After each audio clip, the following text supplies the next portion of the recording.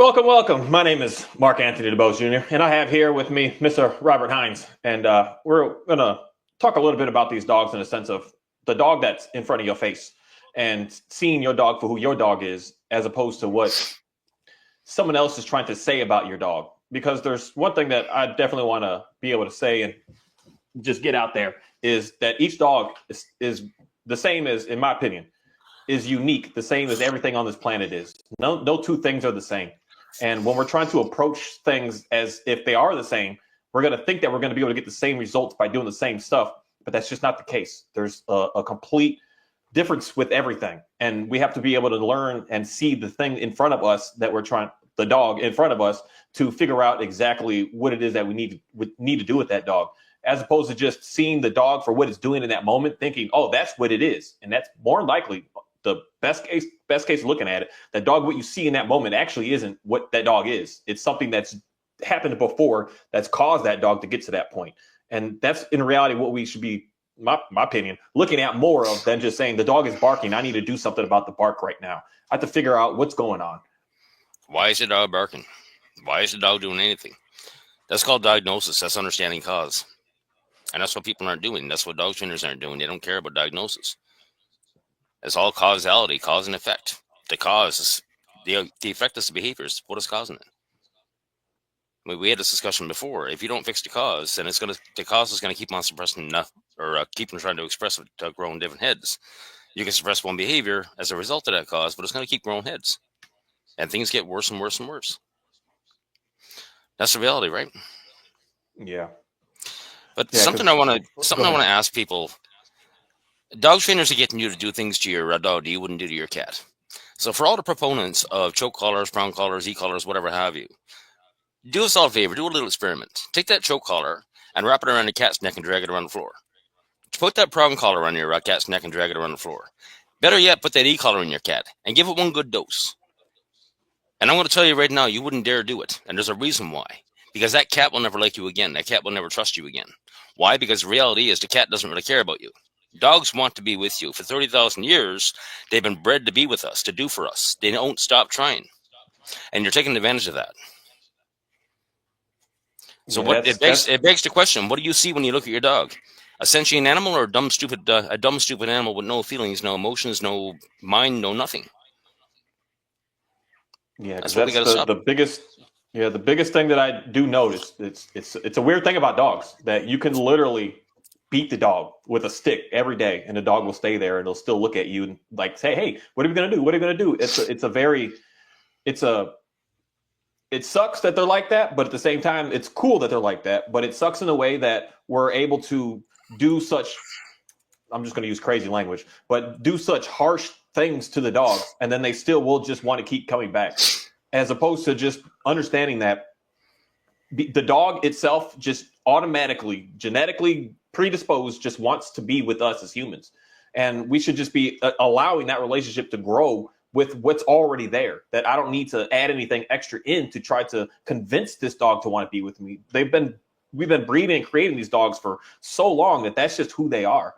And it's something that I'm not sure why we think that we need to, like, I guess the word could be fast track and rush this process of thinking I'm going to force this dog to listen to me, as opposed to just the first things. I made a video I'll post tomorrow about if the dog's not listening to you, you need to start asking the first question of why isn't my dog listening to me, as opposed to how do I make this dog now listen to me? That's the big thing that is a downfall with how someone can do certain things with the dog and make it say, hey, everything is good to go. But it's because in reality, the dog is willing to take a lot of, say, I'll just use the word of abuse to still stay there. But it doesn't mean that things are actually good to go. It doesn't mean that there's a healthy relationship going here. It just means that the dog is just what the dog is at the end of the day. It's too forgiving. That's what a lot of them are, too forgiving. Certain breeds are way more forgiving than others. But as an overall general, I'll say in most cases, they're all very forgiving. And that's the part that we as humans, I think, we're exploiting that out of them and just doing whatever, putting our will on and just putting them in situations that they shouldn't be, just to put a smile on your face and just to please you in a way. And then it's interesting because as a result of all this dog training and all your disrespect, the dogs suddenly start showing teeth or growling or starting to attack the owner. There's a reason for it. They're getting sick of Yeah. it. They're getting sick and tired of the shit. But now it's punish the Yeah. dog more, punish the dog more, punish the dog more. It's insane, you know? And punishment just doesn't work. But I mean, I'm watching different videos right now of, trainers saying that, you shouldn't have this dog, you shouldn't have this dog. Well, and this is what we talked about in email. It doesn't matter what we do right now. People are going to choose dogs based on the look. It doesn't matter what they're bred for. There's people out there right now with Kelpies, with Malinois and whatnot. They shouldn't have them, but our job is now becoming teaching them how to get the dog to express their genetics in a safe manner, in an artificial manner, because we can't expect people with a Aussie Shepherd or a German Shepherd or a Malinois to go up and buy a flock of sheep to satisfy their dog. Yeah. That would be the key thing, but it's not going to happen. Yeah, because that's the unfortunate part, that there's going to be a part of people that are having issues with dogs, with it being just pushy and needy and all of that. But then there's the bigger push that I personally just see from. I see dogs that more are having issues because they're not able to be who they are. And who they are is individual to that dog. You may have a border collie. You're like, oh, he should go out and herd and run and go do that. But you may have one that's just like, he's a couch potato. He's like, if you put me out there with those sheep, I don't want nothing to do with you. And then most cases, unfortunately, it's the opposite side of that the dog actually has something it wants to do, and we're not allowing it to get anything from that out. Because I have like the extremes of all of my dogs on both sides of things. Because like my man Johnny here, I work on my run him, I'm taking him out, and the dude's just looking at me like, buddy, let me go check that couch out. I don't want to do anything. So he's literally being pushy in a way with me, giving me attitude, because I'm driving him to be what he's not. And that's, I believe, the biggest part of where people are struggling with is not giving the dog what it's actually looking for and saying, this is what I want you to do because that's how I saw that one do it. I saw my neighbor has the Australian Shepherd. And they're cool looking dogs. They are. They're really nice looking dogs, especially when they're like look good, like calm in the environment. They're such good looking dogs. And he has that good looking dog. And then you're like, I want that. And that dog may just have no desire to chase, to run, to do anything. And it just happens to be one that's just, because I see this a lot in the Malinois side, same way, that it's just a hangout dog. It's a pet dog, came from working lines. It's got no desire. And I just noticed that most people are struggling because I like that look. And then you get the dog, and then your dog is, say, going crazy. And then the first thing we do is, I need to force you into this crate. I need to force you onto this bed. I need to force you into this command, as opposed to saying, hey, buddy, what do you need? What do you need? What's I don't want to use a word, but what's wrong with you? Like, why are you acting like this? What's missing that you're not able to get out that is causing you to act this way? And for whatever reason, I just don't personally hear a lot of people many people at all, even talk about that concept, that the dog has something because it's somebody. It's not just a nothingness. It is somebody. And that's the start, in reality, in my opinion, of everything today, as opposed to just saying, oh, he's jumping. Oh, just slap the dog in the face. He'll stop doing it. Yeah, he might stop doing it, but he might have been jumping to say something, to try to communicate something to you about something that he needs. Now you just lost that line of communication that the dog was trying to give to you. And then now the dog has to come up with new ways. And that new way, you might have preferred him jumping on you than he just chewed up your $8,000 couch last night. Like that's called alternative behaviors. Yeah. You're creating alternative behaviors without even realizing it, because you're trying to shut one behavior down. They're creating more because you never work on the cause. You don't care about the cause. The effects are all the behaviors. All behaviors are a symptom, the outcome of a problem. And people are trying to focus and fix on behaviors. Focus the cause. I was talking to a lady in the group the other day, and likely her dog is going to be hypothyroid. So if you want to understand cause and effect, hypothyroidism right now is running rampant and is untreated in many cases, and vets don't seem to know to treat it. So they give you all the steroids and drugs and creams and everything else to go along with it, because your dog is suffering allergies. And hypothyroidism itself can actually mimic allergy to a T. And I'm forever telling owners, if you got unexplained allergies, get your dog in for a thyroid test. Now, one of the outcomes of hypothyroidism is behavioral issues, and I've dealt with that directly. Dogs are showing aggression. But if all you do is try to train the aggression out of a dog and you don't address the hyperthyroidism, well, guess what? You're in some serious problems right now. And this is the whole thing. The cause of the behavior is hypothyroidism. If you don't fix the freaking hypothyroidism, the behavior is not going to go away. And punishing it all you want, it's not going to fix anything. Yeah, because You know, even I mean, it could be any physical or even stomach issues that can cause that in a lot of these dogs. If they could have a stomach issue, they're a good word to use. That I don't know. I don't know if all the symptoms are the same, but they can't really talk to us the same way. Is being bloated. If you're bloated, you don't want to go for a run right now. You're just kind of like, I need to ease this off. And then the dog's not tummy not right. You're taking him for a hard run, and the dog is giving you attitude. And then he nips her, does something. And you're like, oh, what's wrong with this? Without paying attention to even asking just any other questions. Not that it's always there's a medical issue, but if you don't, because that's one thing in reality that in the dog training school, that is one thing that they suggested that if you had this, have you done a vet check to see like what's going on with this dog at this moment? And for whatever reason, like even if you just hop on any dog training channel, you see a dog that's barking and lunging and screaming, they never even speak about that concept. And if they do, the first thing they do is just put that leash on the dog and just get to work, get to going right away, as opposed to like really trying to just. The main thing, I guess, is to really slow things down. We're always trying to rush into something. I see that you did that, and you just like I gotta attack that. Just slow down a moment. Just ask like what the heck's going on right now? What's happening? Because that's the thing that the dogs because I read a really cool book. They mirror us, but they're not us. They're their own selves. They have their own beings, and they have their own needs, their own wants, their own desires, and that's something that I would just say is used to care about. Whereas today it's more of I just care about how it looks and it needs to function how I want it to function, and I don't care about it just because of how it looks.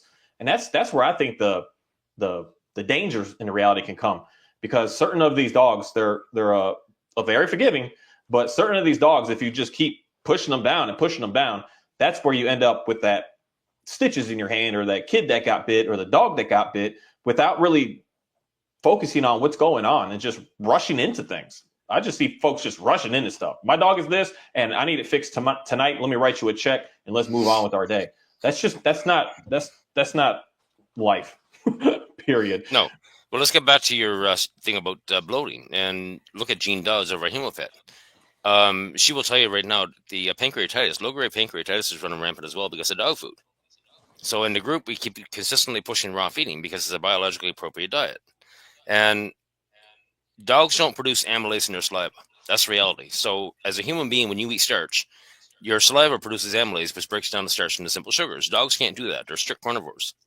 There is one other organ in the body that can actually do it, and that's your pancreas. Okay? Your pancreas can produce small amounts of amylase to deal with the amount of starch they get in the day-to-day diet. The problem is the pancreas is trying to overproduce amylase to try to cover the amount of starch in dog food, which stresses the pancreas out, and that's called pancreatitis. So the dog is in low-grade pancreatitis all the time because of just because of diet, and that alone is causing so many behavioral issues. So when we suggest when people actually move their dog over to a raw diet, it's automatic change. Always an automatic change, because now all of a sudden all the starches and carbs and stuff that the dog doesn't need are gone. And dogs have no metabolic need for carbs, starches, and sugars, but yet most dog foods today are 60 to 70%. Yeah. And it's causing more damage than people realize.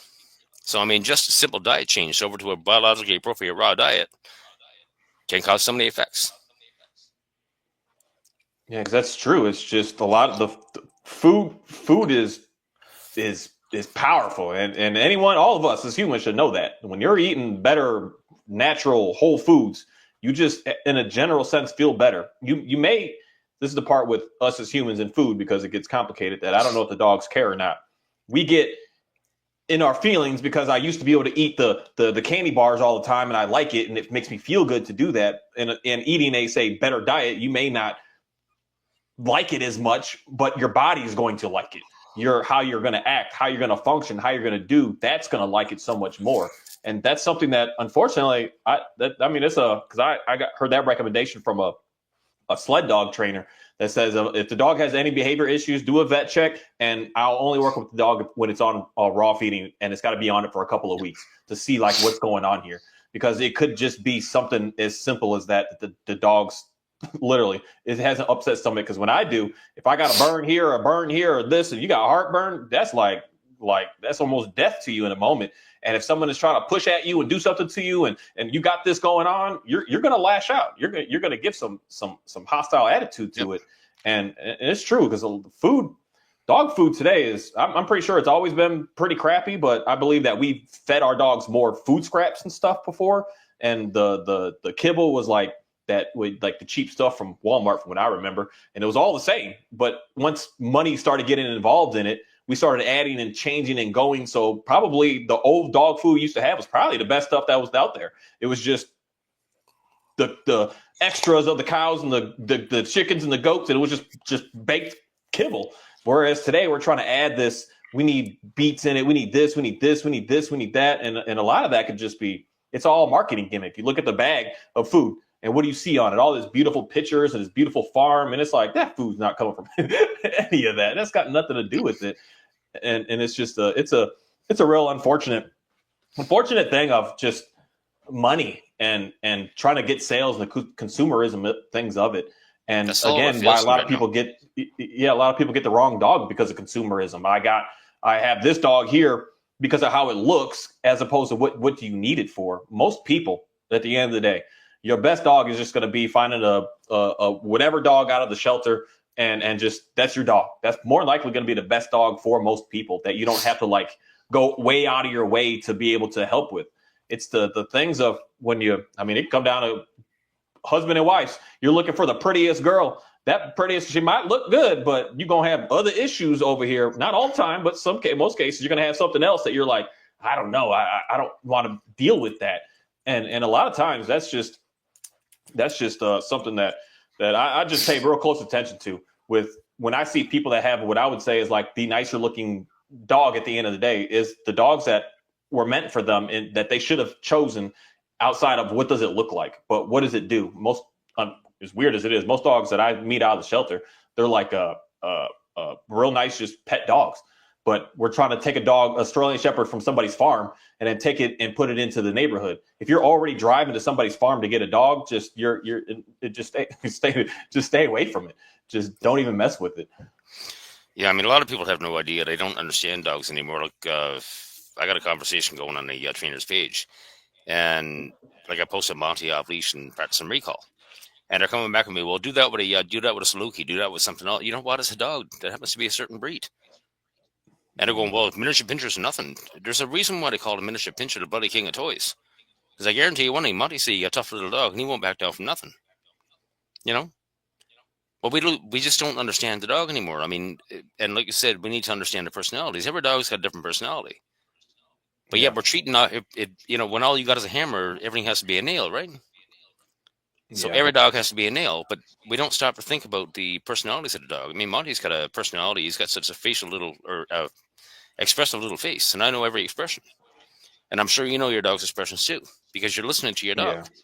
You're watching your dogs. You're watching their behaviors. Actually listen to them, right? But most people have no idea to do that. Most people are so disconnected from the dog, it's not fit. And they just don't understand the dog. That's why they fear the dog, because fear at its core is lack of understanding. That's the reality. Yeah. Man fears that which you don't understand. And if you can't control and manage it, it's going to destroy it. Yeah, that's just a big thing. Just, the simple concept of just staring at the dog that's in your face and just looking at them and just look at them and see what they do.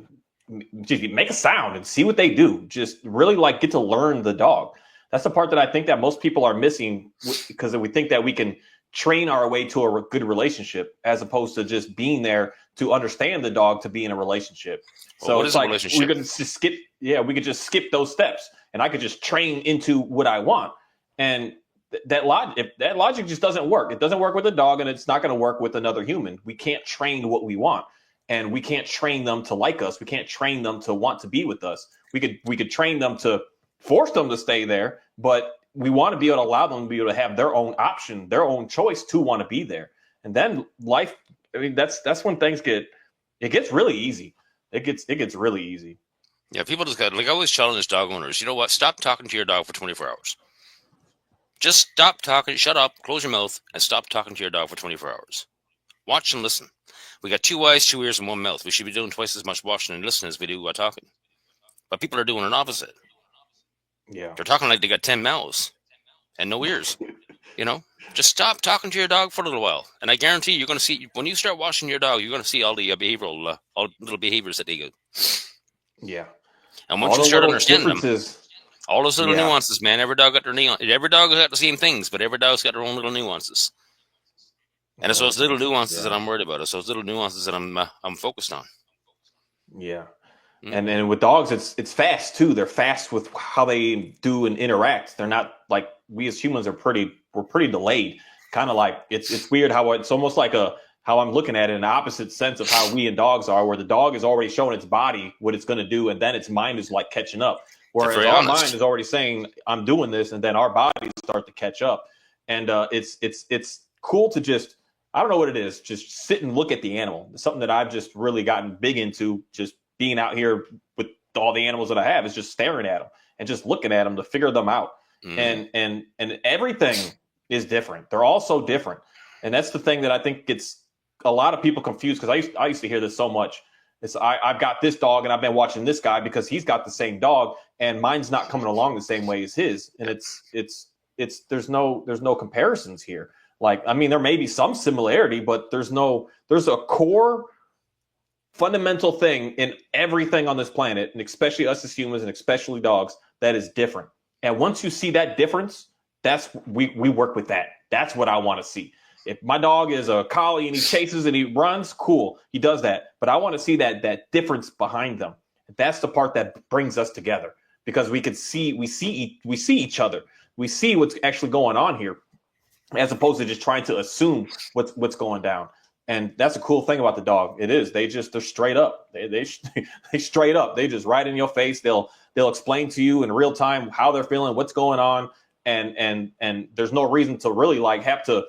This is the part where I think a lot of people get confused of the whole diagnosing the why. But it's like it's fast and easy if you just don't take this the wrong way, but just shut up and watch. Just shut up and just stare at them.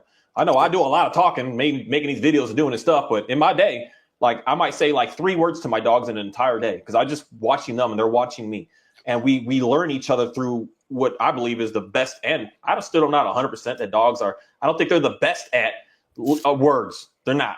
It's like they're way back, but our bodies are what's powerful. That I can shift in my chair in a different way like this. And dogs are like, okay, what's about to happen? I can lean over in a different way. And I do that. And I look at the dog and the dog looks at me and we're like, what's about to happen right now? Instead of like sitting there trying to say, hey, come on. Let's go do this. They're going to show you something. But that's you putting time in studying your dog and looking at your dog, and stop worrying. TV is fun. Watch the TV shows, watch it for fun, but not in the sense of trying to learn how to actually work with your dog. The only way you can is by doing it yourself. You can't watch a dating show and learn how to date better. You got to do it. Well, you've hit on a few things. I mean, the dog is very honest. They're the most honest animals on the planet. Dogs can't lie. Dogs can't hide their emotions, and they bloody well can't hide their intentions. And that, to me, makes them fully deserving of 100% trust and respect. But we don't trust and respect that. Human beings can lie. Human beings can hide their intent and they can hide their emotions. I don't trust that at all. But dogs get my trust 100% out of the gate. What they got to do, like getting a dog to like you is easy. All you got to do is be quiet. When an animal finds peace in your presence, they'll come to trust you. That's James French trust technique. Yeah. Get them to like the world, that's a different story. In order to get a dog to like the world, they need to gain your trust. And you need to trust them. You stop to think about it. I mean, replace dog with human child. If that child doesn't trust you, you think they're going to go into different environments with you. It's not going to happen. Yeah. The dog is no different. If the dog doesn't trust you, they have no reason to follow you. So, I mean, what is a relationship? It's mutual trust and respect that builds relationships. If you don't trust your person you're with, then you're in a toxic relationship. And the problem is today, most dogs have never had a trusting relationship. Most dogs that I work with today have never had a relationship with a human to start with. They don't know what it is. So I want the owner to stay in the house. I'm going to work on your dog. I'm going to focus on building a relationship with your dog. That's it. They're going to get one person they can build a relationship with. I'm going to show them that the world is not a bad place. We're going to go to the dog park. We're going to get you exposed to dogs because they never even learned how to be a dog. Most of the dogs that you meet today, they've never met a dog. They don't know how to be a dog. That's why I use Monty. Monty can teach a dog how to be a dog. I can't. It's not possible for a human being to teach a dog how to be a dog, but yet we're being sold this crock that you can indeed. You can't. Yeah, that's just, I guess, the biggest thing that I see is that a dog doesn't want to be with you. You're not going to be able to do much with the dog in reality. It's all going to be, that's where the games and all that stuff has to come in, because the dog it just has no desire to want to listen just because it's able to just be with you. This is the thing. I think that people get confused that you need to do something to get the dog to want to be with you. We've done the work for thousands of years to already convince the dogs to just stay with us and just to be there. We've already put in all that work. Our ancestors put in all the work to be able to allow that to happen for us today. But it's all of a sudden, it seems like today, it's like we can't think that the dog wouldn't want to be there, that I have to convince it and do something to it to make it want to stay there. But then for me, that's kind of the concept of most marital relationships and dating relationships. We're thinking we have to do something. And the more that you have to do, the more that in reality, in most cases, the stuff starts to just push themselves away from you.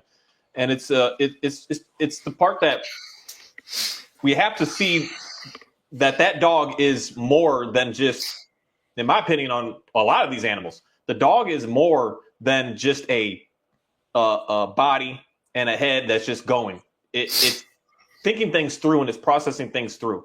And I think that's the part where a lot of us don't give the dogs enough credit on how intelligent they're able to get stuff done. I mean, all the way down to a simple, silly chicken. They're intelligent enough to get around and move around and know how to keep themselves safe and get out of danger. And it's impressive what they can do. But a dog is like so much more advanced than that. And they're able to think things and process and get around things. And it's like we're acting as if they're incapable of being able to do such a thing, in a way of like saying, holding their hand for too much for too long, as opposed to just saying, hey buddy, like let's go do this.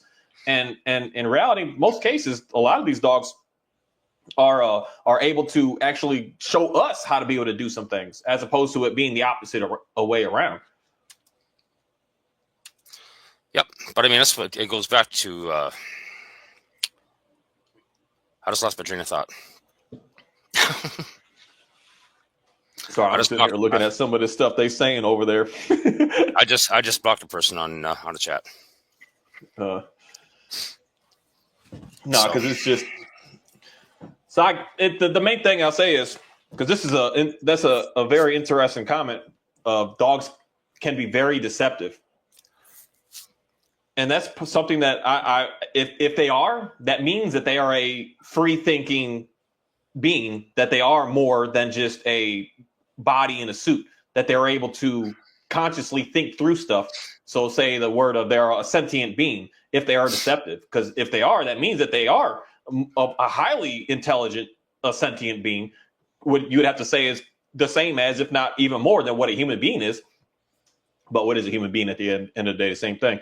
That's a good question too. But but that means that the dog is processing. It's not just on a good way of saying it is like on a script. It's on a program. The dogs are able to alter their own programs. They see a program and they're able to do something different. They're not on this is all that I do, like a honeybee. All they do is just go find honey, and then that's all that they do. They don't one day say, hey, I just want to go, I don't know, go relax at the beach, whatever. They don't do that. They're constantly on a mission of doing that same task. And that's what dogs don't represent. They could do a task and then they could do something else. Then they could learn to do a task and then they could learn to do a task differently each time. They don't even need to do it the same way every single time. And that gives more credit to the intelligence that they have, that why you can't just do it all the same. They're not all the same. You can't just treat them all the same. And one method is going to be able to get them to be all in that same situation. That's the part that's always very strange to me when I hear language like that. Well, here's the thing. I mean, I've been watching this change in society for 35 years now, and it's quite interesting to watch, but it's quite scary at the same time. I mean, we're not raised to be human beings anymore. Human beings are actually animals. Okay, we are raised to be persons, something that can fit into this stupid society that we call the world. So what we're becoming right now is nothing more than consumers, and people are consuming information, especially online with social media influencers, the whole 9 yards. and are consuming the wrong kind of information. And all the experts that they're listening to are giving them the wrong information or taking away information. And what's going on right now is through all this methodological behaviorism is that critical thinking is out the window because nobody's asking why anymore. And why is actual philosophy? When you start asking, I always tell people, always ask the question why. Why is your dog doing anything? Why is your child doing anything? Why is your husband or wife doing anything? Always ask the question why. So as a person, if you're in a bar and suddenly you haul off and slap somebody across the face, I'm going to ask you why you did it. Would you even understand why you did it? It's the instinct, the emotion of anger that drove you to do it. Slapping a person, making that action to slap a person across the face is the response to an instinct. That's all it is. And it's no different for the dog. This is why Skinner would tell you to replace dog with human child. Because at the very base for our behaviors, we're all the same. There is no difference. The causes of your behaviors is no different from the cause of the dog. But we don't look at it that way, right? Yeah. We look at it in a way of if it's broken, then throw it away and just go ahead and grab and get a new one and just replace it, as opposed to just trying to come up. But being a child, like, what's the one thing that pretty much like every parent does to every single kid? Kids just come out with that question. Why? Why is this? Hey, mama, why is that? Why is this? Why are we doing this? Why are we going over there? Why is it? I mean, you can't find a 2-year-old that just, or any child that really starts to talk past saying mom and dad. They're just, hey, why is this? Hey, why is my fingernail like this? Like, they're just all, but what happens to most of us? Hey, shut up. Just stop that. Hey, done with the questions. And you learn at the age of 1, 2, 3 years old. Stop questioning. Let's stop. Yep. Stop doing that. Stop asking. And then then we're so indoctrinated today that the only people that you can get information from are the experts that are in that people have put together to say that these are the ones that have all the information. And that's what starts to get more weird, because unfortunately, in most cases, and this goes with a lot of different industries, the experts are pushing products and services and things to get you to buy and to use money, as opposed to pushing the things that can actually give you what you need with just shutting up and staring at your dog type situation. So it's like we're feeding into more and more of buy this and do this and do this and not really caring about why we're buying it and why we're doing it. We're just going straight into it without just really wondering why do I, because this is stuff that I used to do, because I don't get targeted ads too much anymore, because I don't think that the internet knows who I am, because I'm getting weird on it. But if I see something that they're giving me an ad to, so say some shoes, some running shoes, and I'm like, ooh, I want that, I have to stop and say, why the heck do I want this? What is this going to do for me? What is this going to be able to offer to me? Where am I going to be able to gain if I purchase this? But most of the time, that's not what we do anymore. We're just, I want that. That looks good. I'm going to get it. And if it looks good, then why are we getting it? Just because it looks good? And that's a big question that videos I made like 4 years ago when I first did dog stuff is, why did you get the dog in the first place? Why is this dog here? What was it that was, say, because all I can say is missing, that you need this dog to be able to do something for you? What is that reason? And that's something that a lot of people should just really spend a lot of time and really dig deep on that concept. Because the main reason that you may think you got it for this, but if you really just sit on it and don't even talk to anybody about the answers, what you're thinking up of, just keep it with your own personal self. To say, hey, actually, I just got this dog because my spouse passed away and I just wanted something to be with me. Like little things like this that can really change your entire view of what's going on with this dog inside of your house, and wondering why the heck is it even here? Like why is it there? That's something that I want a lot of people to really, really think hard on. The other big thing that people need to stop doing is taking blind advice. People are pulling stuff out of their ass and just saying, oh, this sounds good. And people are cheering it on. Yeah, let's try it. No, don't do it. It's like dog parks. Dog parks to me are the best thing in the world. If I'm having a bad day, I go to a dog park, because there's nothing like dogs to put a smile on your face. Ladies and gentlemen, if you've never been to a dog park, leave your dog home and go to a dog park. Experience it for yourself. Go down and meet the owners. Go down and meet the breeders. Sit down for a few hours and watch the goings on. Meet the dogs.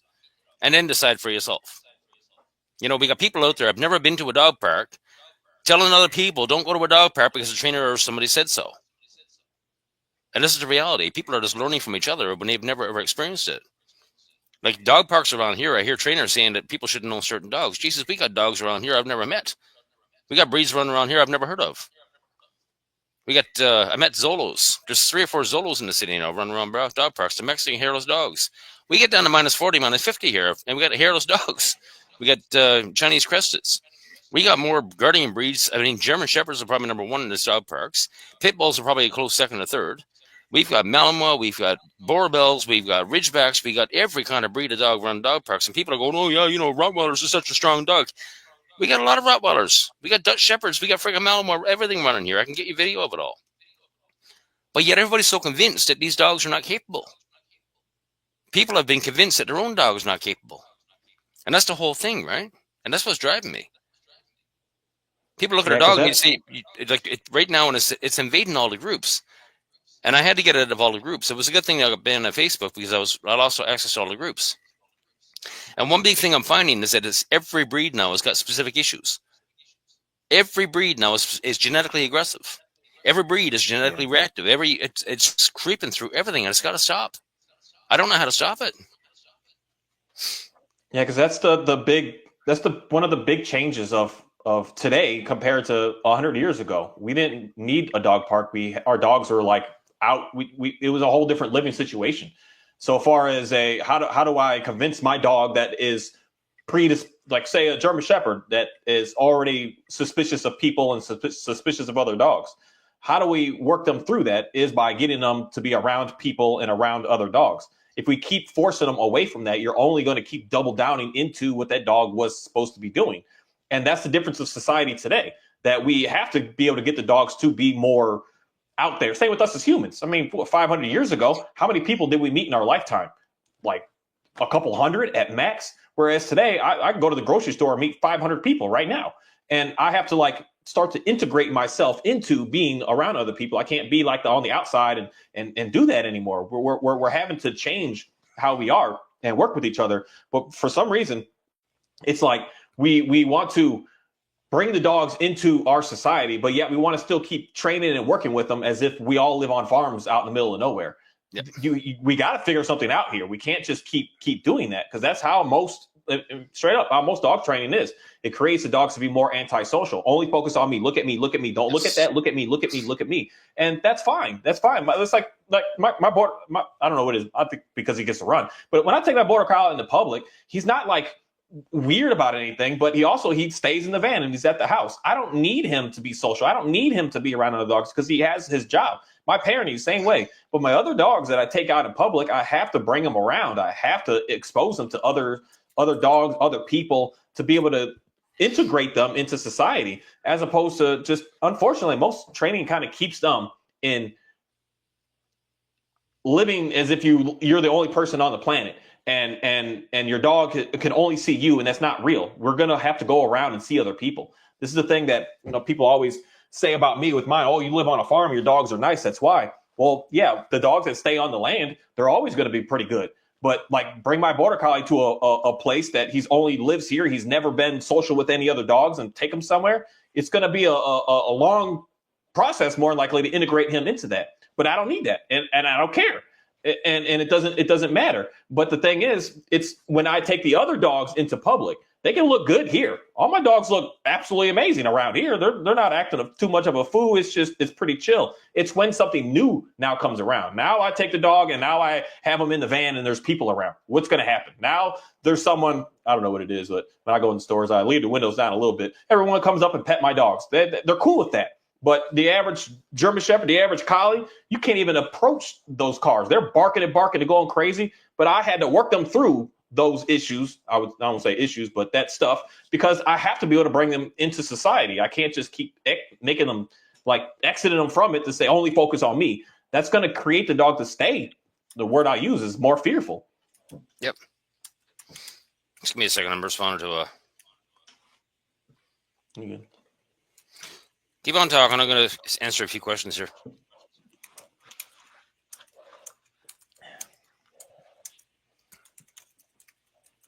But that is what's weird when I really look at a lot of, say, the core of, just not the all of, but the core of dog training, in a sense of never allowing your dog to meet people, to meet dogs, and only being focused on you all of the time. That is perfect for a farm dog. That's the most ideal situation with that dog. But if you want to take your dog for a walk in your neighborhood, and your neighborhood has 1,000 houses, your condo apartment has 5,000 units, you can't. You're doing a disservice to that dog to keep that dog in that mindset.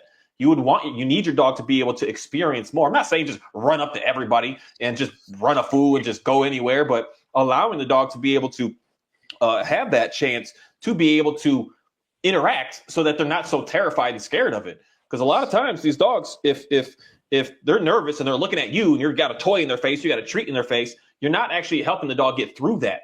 The only way in reality, not I'm saying the only way, but a way to be able to get them through that is to allow them to experience that. So now they've experienced it, and now we're good. Because I see dogs all the time. Like, I met one today. I don't know. This dude was like super overweight, though. I kind of felt bad for him. But I'm out there. We're running in the water. I don't want to call it the lake, but this creek river thing. We're just running. The dogs are just out there having a good time. And this dog comes, and it's just barking a food, just going F's, just berserk. So I'm like, okay. I call mine. I put him on a leash, and I stand there and hang out. And I'm like, just wait a moment. Just wait a moment. And then her dog he just stops and he gets it back to his like, hey, how's it going? I'm like, let's go ahead and let him go. They're good now. We're fine. The dog just, it had this tense of like, what is that? What is that? What is that? And then it would just stay in that if it never was able to just say, get past its fear of like, oh, everything actually is fine here. I don't know why I'm freaking out right now. And then it just keeps happening over and over and over and just keeps getting better and better and better. I don't know why it's like, why it's so frowned upon as if, I don't know why that's so frowned upon. I don't know. It doesn't quite make sense to me. Let's get back to the quintessential farm dog and look at Pyrenees and Maremma and whatnot. I mean, they're guard dogs, guardian breeds. And we got lots of Pyrenees running dog parks here. There's no reason they can't be social. You know, Pyrenees, they're not going to be running around with people. They're not going to run up on people looking for affection. The occasional one does. It kind of takes me off guard because you get this big fluffy white dog coming up and looking for affection from you. But most times with Pyrenees, I mean, they're running around dog parks, they're hanging around dogs. They'll come up within a few feet of you. They'll get downwind of you, start sniffing. They get a good whiffy, and they're running away again. That's the Pyrenees. I mean, we got a couple of Caucasian Shepherds floating around here. That's a big dog, man. They're 250 pounds. But they're floating around dog parks. We got 1 2-pound friggin' little Yorkies running around dog parks here. And they're all doing it together. Yeah, because most of them are all fine. It's because like my Pyrenees, so the thing is I've worked with him on is I'm here with the dog and I see the dog and he's totally fine. If a random stray dog comes over, he's going to start to bark at it like, hey, man, get the heck out of here.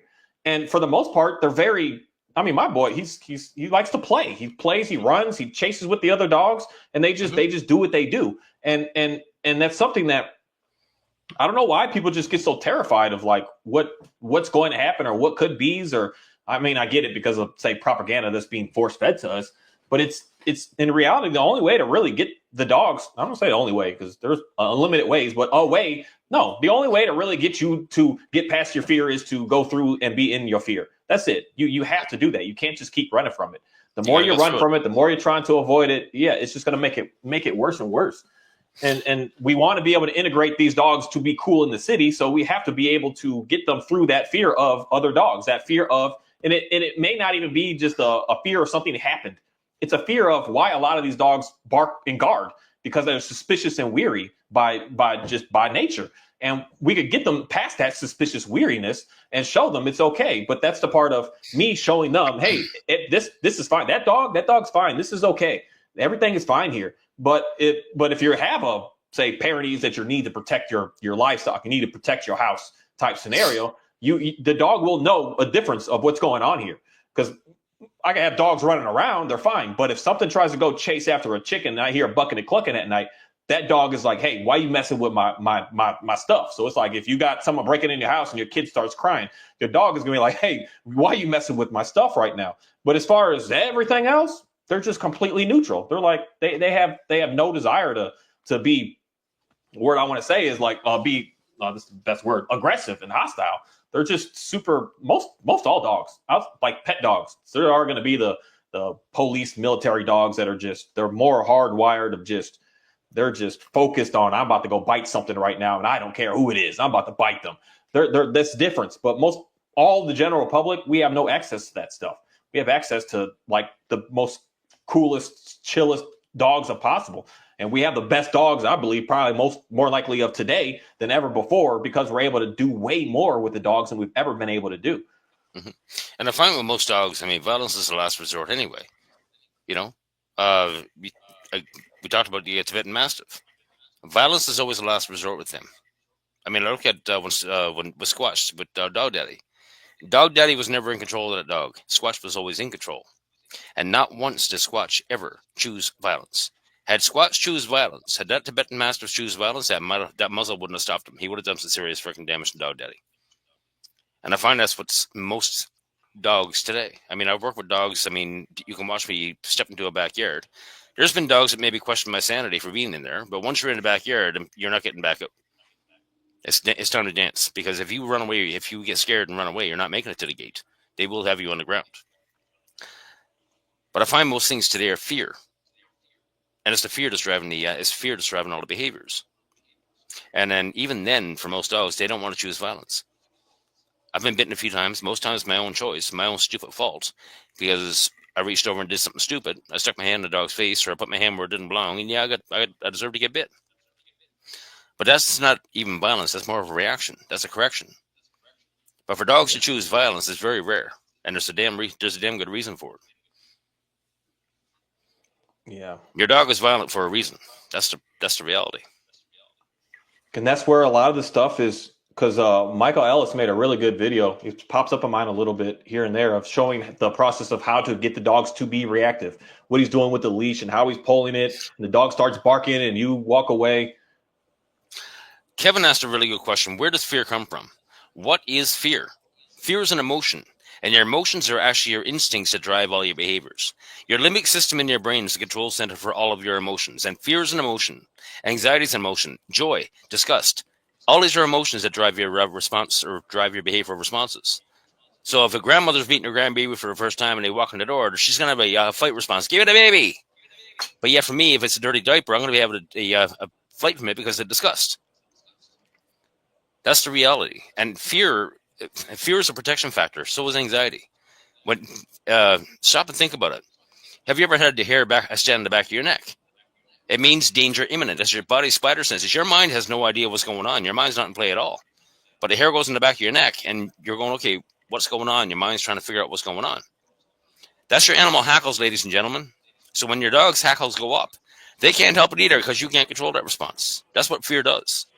It's a cortisol response, but yet they're telling you to punish your dog and train your dog for a cortisol response. Cortisol and adrenaline, etc.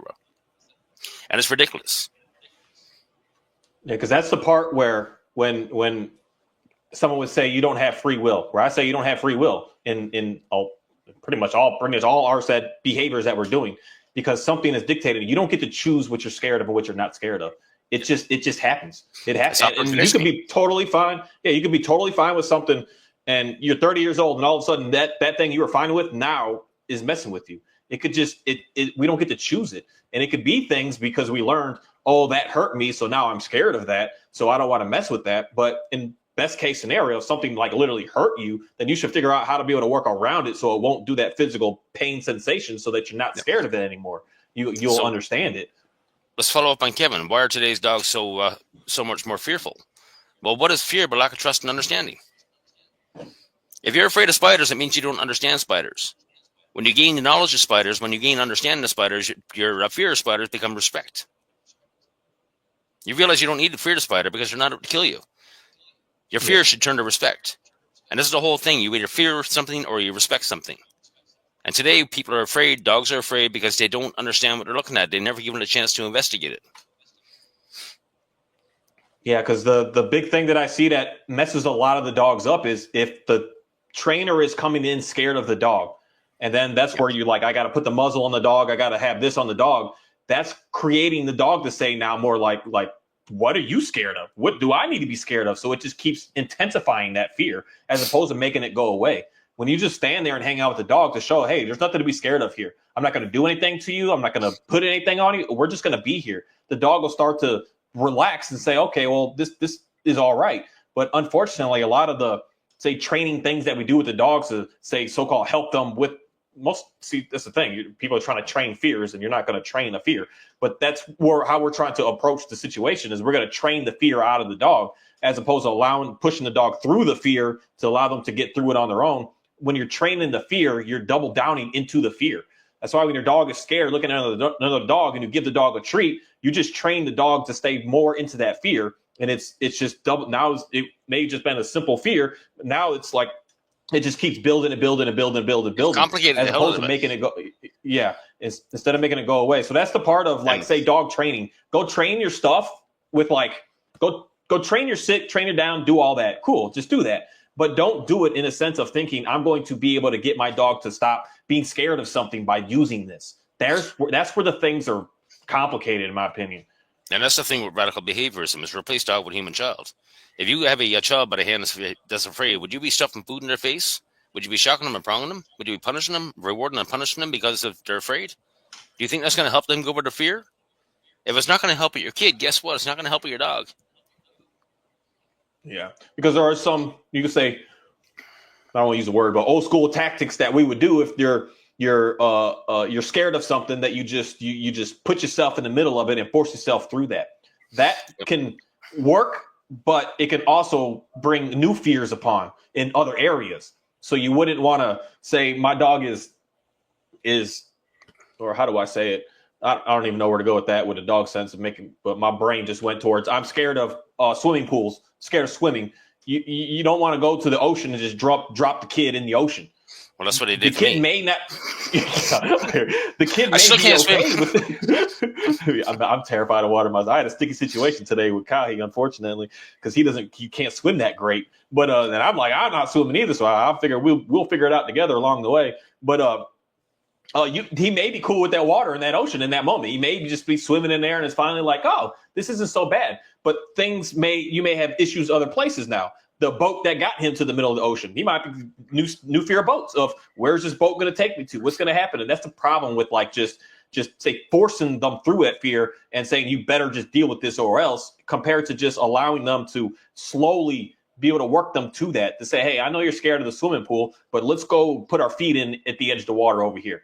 All right, let's go ahead and walk in there. Let's get to the point that it's over your neck. Let's get to the point that you got to move around a little bit. And then they're like, oh, this is actually fun. And that's the concept of, say, like I see it with my German Shepherd at this point, Kahi, that he's always been like weary and nervous of dogs. And then I get him closer. And now he's like, man, I can run and play with all you guys. Like, this is awesome. And it something that was terrifying. So now he's like, hey, it's another buddy. Now we can go and actually make something happen. So now when he sees a dog, he changes from his like scared alert to now he's like happy. He's like, hey, look at that dog over there. That's a pretty cool looking dog.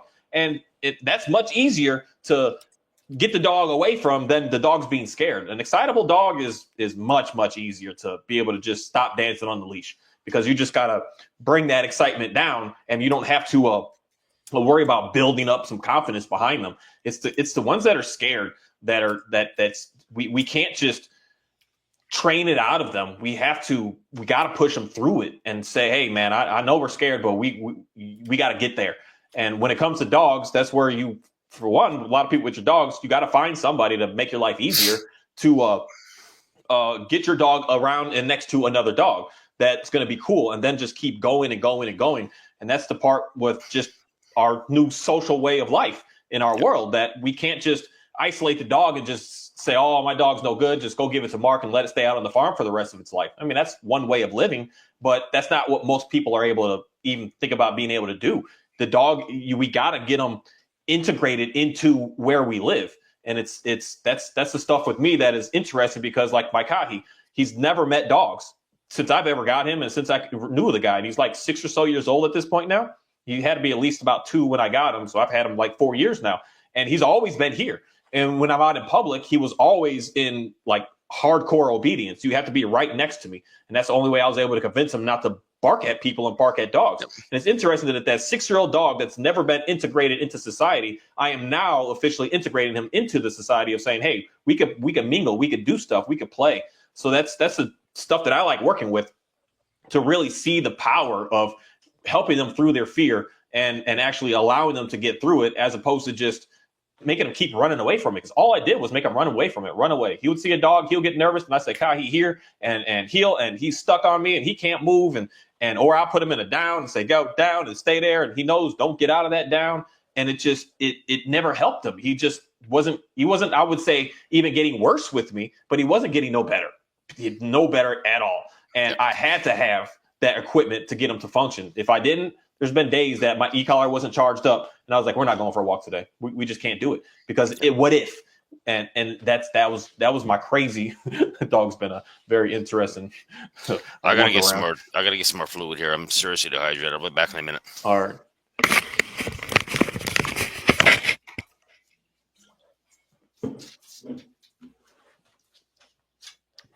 Sorry, I got that sparkling water today. I don't know what it is. I like it sometimes, but paying for water is a very strange thing. Really think about it. But yeah, the big thing that I just noticed with all this stuff with these, it's the fear side of it. We can't train fear out. You gotta work through it. You're not going to like say, hey, don't look at that and look at me, and all of a sudden the dog's not going to be scared anymore. That's the part where I think that we're having like a disconnect with a lot of folks with these fearful dogs. The dog didn't choose to have this to be scared. It didn't choose it. It just is what it is. Stuff just happens. It's just how they are. Some dogs are just born so. Like my border collie, he's just born he's just not terrified of anything. I rarely have ever seen the guy look like in a way of like scared, cower of anything. He sees any dog and he just looks right at him. He matches him. He sees any person, he just matches him. He's just like, "What's up? How you doing? How are you?" He's just. I'll say he comes from good gene lines of breeding. He's just a very nice, well-bred, super confident dog. I haven't had to work him through nothing. So when he was like 12, 14 months old. No, weeks old, when he was little, the goats tried to run at him and he ran away a little bit. I ran at the goats and he ran right back in, and he's been powerful all his life. I can take him anywhere and he doesn't bark at people, bark at anything. But that's not the most dogs. Most dogs aren't like that, unfortunately, anymore. Most dogs have a little bit of nervousness behind them because, unfortunately, most dogs are being bred from how they look compared to their performance. Whereas, like my collie, if that my breeder I got him from, or the breeder I got him from, saw that nervousness in that dog, that's out of the breeding program. He's completely gone. He's not going to be part of that. So they were breeding specifically. I don't care how the dog looks. The dog is going to perform. It's going to get stuff done. And that's the problem that I want to say is like issues with certain breeds of today, of like Dobermans and Rotties and especially, oh my goodness, unfortunately, German Shepherds, because we're breeding for how it looks as opposed to the confident stance that it is. And an extremely confident dog, they are rare to like do weird stuff. It's these dogs that are nervous, because my German Shepherd, I'll make a video of bringing him in the house to see the real fear behind this dog. He's a scary, sketch, nervous dog. He's not confident at all. And he builds his confidence by the stuff that we do together. But just him, it just is what it is. But it doesn't mean that I can't be able to get him out in public. It means that I just have to say what it is. I have more work to do. I got more to expose the dog around. I have more to put into him to make him be the dog that I could take and bring out anywhere. I just have more behind it. Whereas my border collie, he's just born that way. I can take him in public. He's good. Done. He's already confident. He's already good. So that's just why I still believe that the dog that you need comes to you. The dog is helping you to do something that we need as well. So if your dog is that extra fearful, it's not that you're never going to get them there. It just means that you got to do a little bit more stuff now. You got to put in a little bit more to it. You can't just put it away and think that it's just going to get better one day. We got to do something about that. Yep. I mean, I can bring Monty anywhere right now and it doesn't bother him. As long as if I can walk into the fires of hell, as long as I'm confident, he's going to follow. Yeah. You know, but if I show fear, he's going to go, okay, what's going on? Yeah. And it's just like that. They read us like a book 24 hours a day in real time. You know? Yeah, because that's just that's the differences of each dog. Most of the dogs that I end up seeing if I go to like the shelter or the rescue place right now, I'm going to see a dog that's more scared than it should be. So if we're on a swing of super confident over at at 5 over there and -5 being a very fearful dog, I see more very fearful dogs in there because they require more work. They require more of us having to do something for them. But again, I believe they come for a reason. That because it's maybe something that you and me as well have to be able to work on in our own selves to saying, hey, what are you scared of? And you get to see it in real life that you have to do something about it. You can't keep running.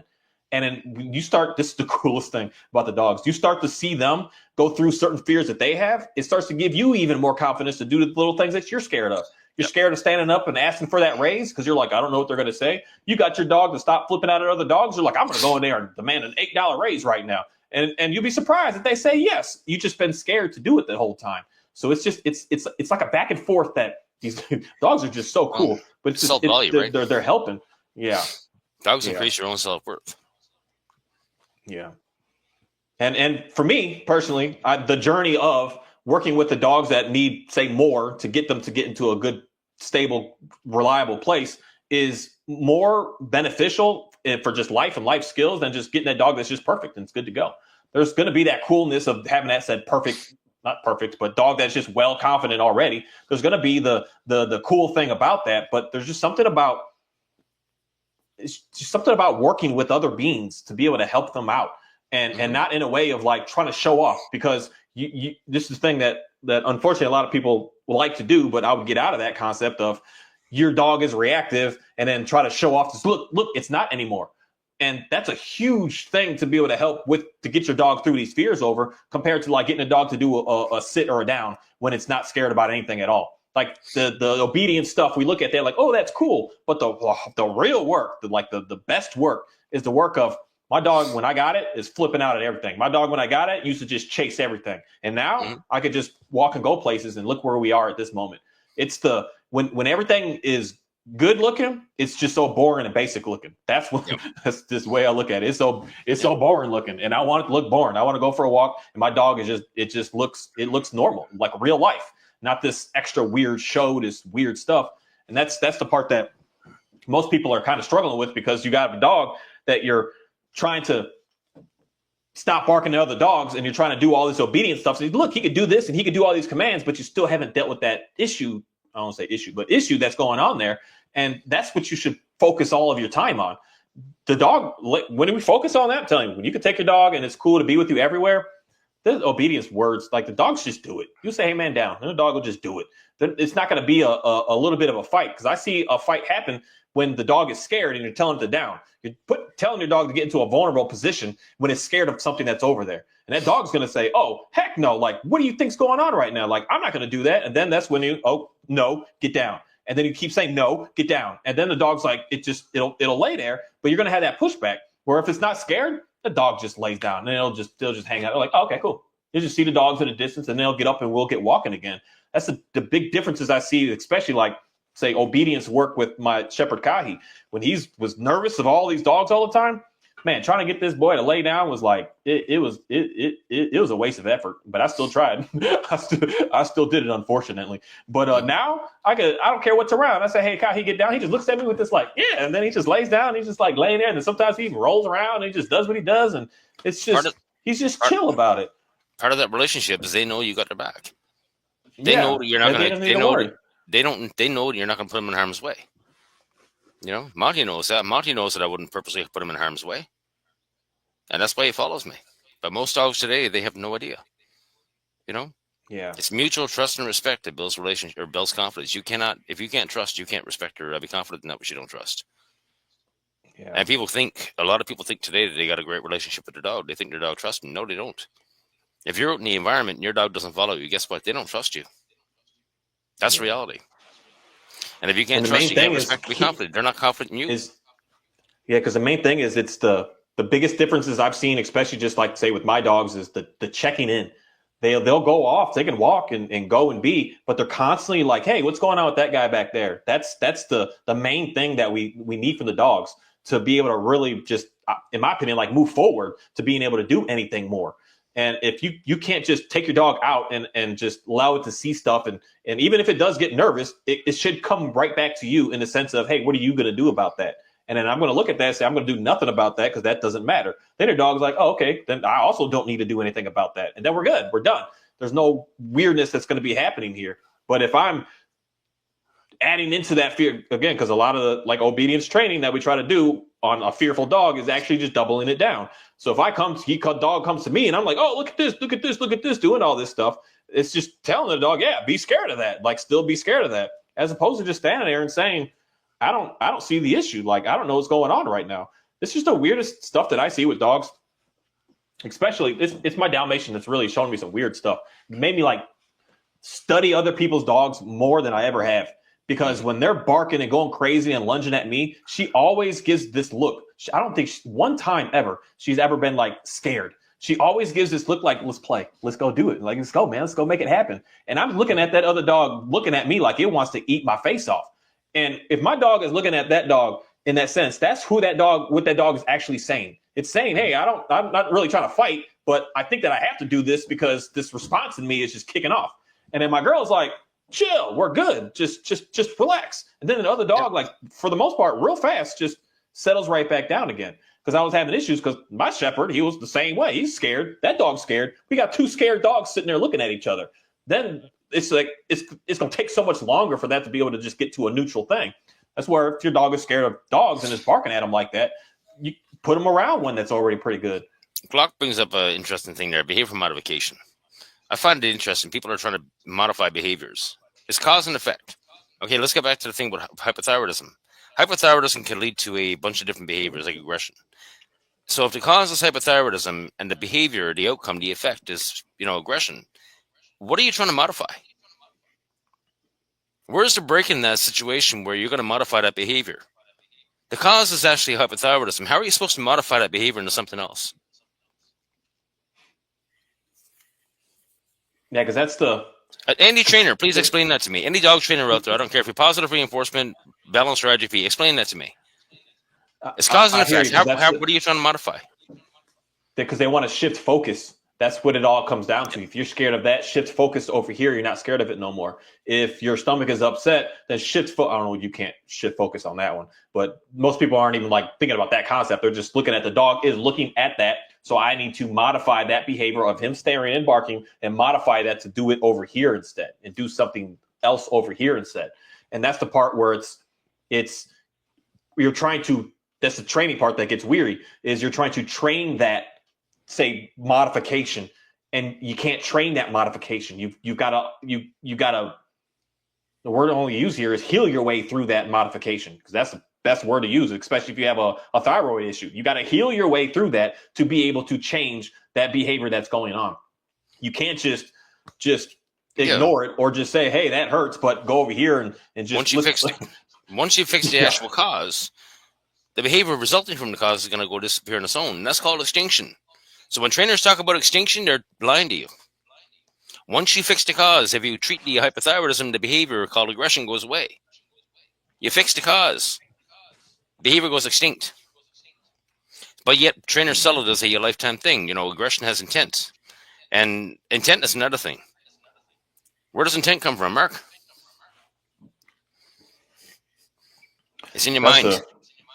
You can't prove intent. You can't prove the criminal mind. You can't prove mens rea. Yeah, because that's the words I can use with that is that fear mongering to really keep you kind of just your brain to stay nervous and weary of. That's what it is. Are there going to be those? It's the same like I say in society with us as humans. Are there the people out there that are just, I don't know where to use, but deranged, that just are all about wanting to just physically hurt people? Yes, there's that anomaly that's there. But we can't treat them all as if that's the all. That's the slim few. So when you run into that, you're going to look at that and say, okay, what the heck's going on here? But you can't treat everything and everybody like that because of that one person that's done that. That's what, unfortunately, people do with dogs at this moment today. One dog was barking and lunging, so all dogs are that exact same way, and all dogs do it for the same reason, and all dogs, this is how they are, and that's not the way that it works. Yep. So it's the changing a behavior has to come through you and the animal itself doing something to be able to get them to get through it, not something that I can just train it away.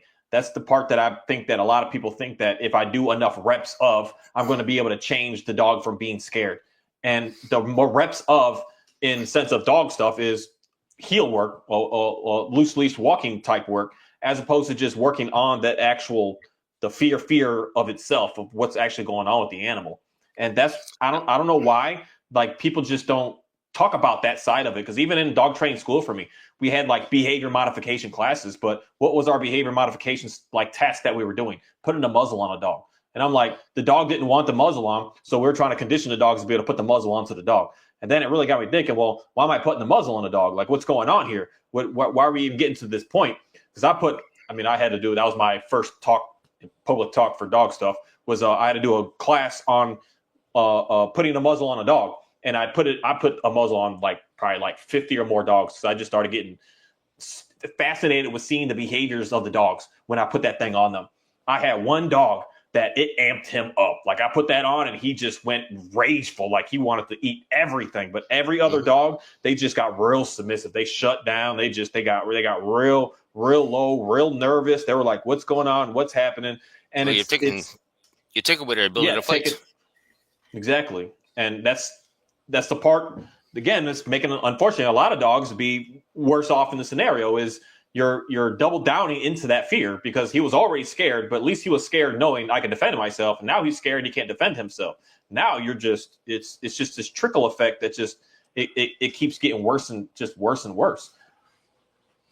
Yep. And that's the whole thing. I mean, dogs don't know you have to back. So people are turning around, they're putting prong collars on their dog, they're putting knee collars on their dog, they're muzzling their dog, they're taking away all dogs' positive reinforcement, the ability to fight and flight. And that poor dog doesn't know that they know that you don't have to back. They know that you're not in control. That's why they freak out in the leash. Yeah. Because that's the main thing. Like I was just saying a little bit, that the dog should be checking in with us when we're out. It shouldn't just be, because a lot of dogs, they're focused. They don't ever look back at the owner, period. The dog should be walking around looking, and if something weird goes on, it's like, ooh, what is that? Then the dog should okay, looking at me and look at my body, study my body. What are we going to do? Where are we going to go? And that's unfortunate. What I don't see a lot doing, because that's the part of that I didn't get, and I'm still working to. Word might be right, but master, I guess, a better word, with my Shepherd Kahi of when he sees a dog that he'll just focus in on it. And then nowadays he focuses in on it. Then he looks at me. Before, the dude, I wasn't existent. He just focused in. We need the dogs to always keep checking in on us to see, hey, what's going on? What are we going to do? What's going down?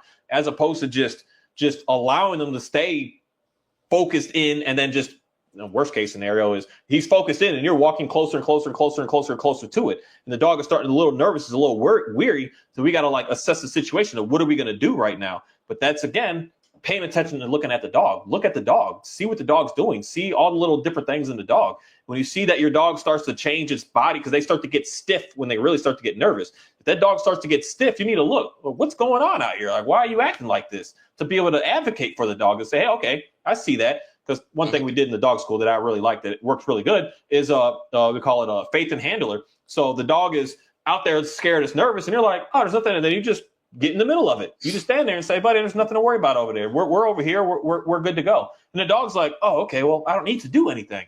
And it just relaxes them down and just say, okay, well, or worst case scenario, I don't need to fight. There's no reason to fight. There's no reason to do anything. Yep.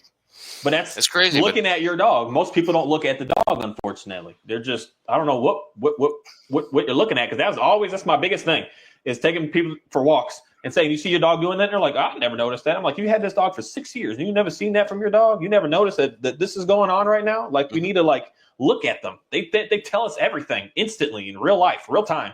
It's not no delayed understanding. It's happening right now. When your dog starts to give these signs, let's hey, what's going on with you? Let's do something about that. Yep. Interesting conversation going on in the chat. Ladies and gentlemen, I actually removed Canine Behavior Society and Christian, because they don't belong in our. They don't deserve to be in the chat. They don't deserve to be part of it. I can see them on my side over here. Mm-mm.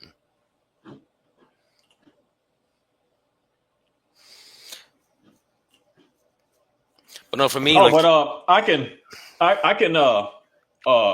What was I just gonna say? I could drop a link in the chat if somebody wants to get onto the video. If someone is in there, just want to say something, I can put it in there. Just make sure you got a mic. I don't really care for the camera, but if you don't have a camera, I'm going to keep your camera off just in case. If I don't know who you are, I don't need to get love bombed or nothing. And but I can do that just to see what some folks have to say, in a sense. I'd like to see Pete Reefer get on here for a little bit. Get you guys talking. But that should work. Yeah. Pete Reefer, if you're around, grab that link. That should be able to work right there. They probably, but they probably have to have a Stream account. Oh, no, dear God! You don't need it for that. There's Chris Cloakson. You don't need it for that. You just need a use it on the web browser, but you can't do it on the phone as well. You just got to do it on a web browser on the phone. You don't need to log in or sign up or do anything. You can just it'll send you straight to be able to go to it. Yep. But I can see people if they just pop up and I can put you in and put you on there. But because it's just that's the part I kind of want to be able to get a little more interactive and a little more going, a little different ideas, because I'm even trying to make more videos with talking to people to get them posted so that okay, you're coming on right now.